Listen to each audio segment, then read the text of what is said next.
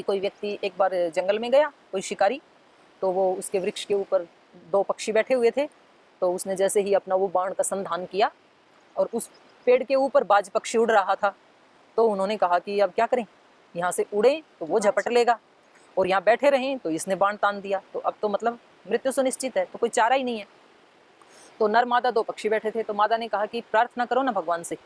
तो उसने कहा प्रार्थना का कोई मतलब ही नहीं है, दोनों तरफ मौत सामने खड़ी है, तो अब प्रार्थना से क्या होगा।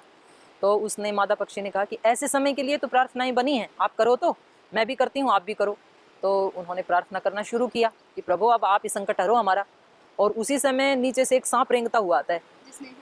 तो उसने उसको शिकारी के पैर को काटा, तो शिकारी तो वहां गिर के मर गया और उसके हाथ से वो छूट गया, वो सीधा बाज को जाके लगा।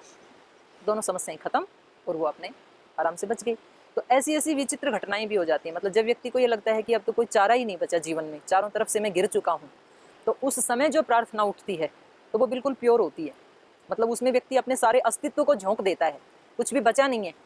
उस समय उस प्रार्थना का उत्तर 100% मिलता है।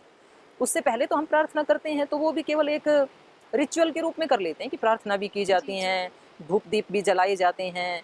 तो बाकी हमें भी पता है कि हमें वो चीज़ चाहिए नहीं, ईश्वर को भी पता है कि ये केवल एक फॉर्मेलिटी पूरी कर रहा है, भाई यज्ञ करना चाहिए तो इसलिए हम यज्ञ कर रहे हैं। तो असली जो प्रार्थना है हृदय की क्या, पूरे अस्तित्व की, हमारे अस्तित्व का एक छोटा सा भी पार्ट ऐसा ना बचे जो उसमें शामिल ना हो। अभी हमारी अभिप्साएं या प्रार्थनाएं कैसी होती हैं, हमारा मन चाहता है, बुद्धि मना करती है, बुद्धि चाहती है, अहंकार मना करता है कि नहीं ऐसा नहीं होता है। कभी हमारा मन और बुद्धि दोनों चाहते हैं, इंद्रियां मना करती हैं, कभी शरीर मना करता है। तो सारा का सारा अस्तित्व एकजुट नहीं होता है।